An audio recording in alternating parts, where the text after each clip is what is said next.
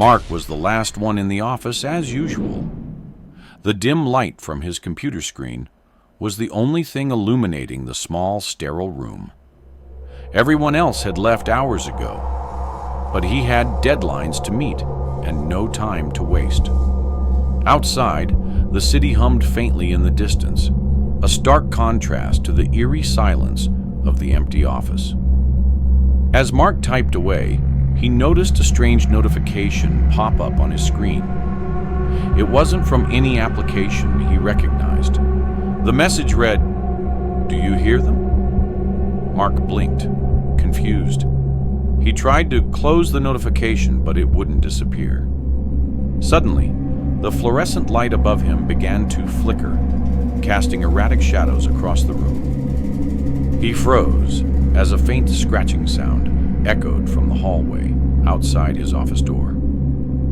"Probably the janitor," he muttered, trying to calm himself.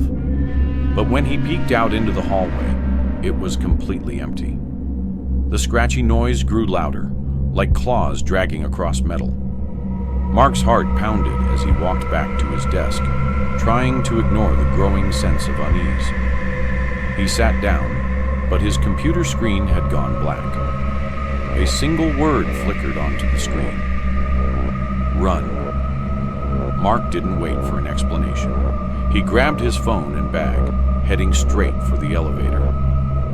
But as he pressed the button repeatedly, the scratching sound returned, this time much closer. He turned and saw a dark figure at the end of the hallway, barely illuminated by the flickering lights. The elevator dinged, and Mark rushed inside, frantically pressing the ground floor button. As the doors closed, he could hear faint whispers, like a dozen voices speaking at once. When the elevator doors opened, Mark expected to see the lobby. Instead, he found himself staring into a dense forest, shrouded in darkness. The air was cold, and the only sound was the faint rustle of leaves. "What the?" he whispered, stepping out hesitantly. The elevator doors closed behind him, and when he turned, the elevator was gone. All that remained was a narrow dirt path leading deeper into the woods. Mark walked cautiously, his phone flashlight barely piercing the oppressive darkness. As he moved forward, the whispers returned, but this time they came from all directions. "He's here. Don't let him escape."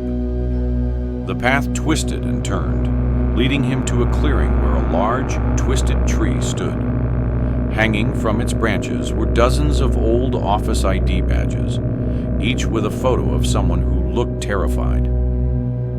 Mark stepped closer and saw one badge that made his blood run cold.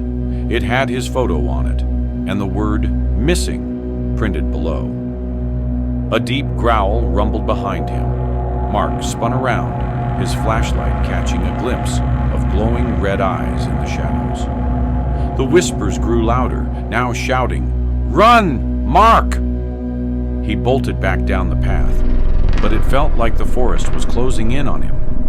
Branches clawed at his clothes, roots seemed to shift under his feet, and the growling grew closer.